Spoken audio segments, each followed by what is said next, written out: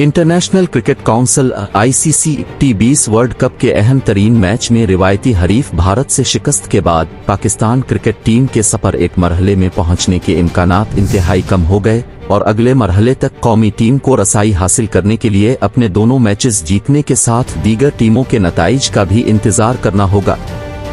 America और West Indies में जारी T20 वर्ल्ड कप के गुज़िश्ता रोज न्यूयॉर्क के निसाओ काउंटी इंटरनेशनल क्रिकेट स्टेडियम में खेले गए मैच में भारत ने पाकिस्तान के खिलाफ शानदार खेल पेश करते हुए ग्रीन शर्ट्स को यकीनी फतह से महरूम कर दिया था और 120 रन्स के हदफ का कामयाबी से दिफा करते हुए इवेंट में लगातार दूसरी कामयाबी हासिल कर ली थी। गो के पाकिस्तान टीम को कमोबेश हर आलमी मुकाबले में ऐसी ही सूरत हाल दरपेश होती है, लेकिन इस बात की किसी को हरगिज उम्मीद न थी कि एक ऐसे इवेंट में जिसमें कौमी टीम के ग्रुप में भारत के अलावा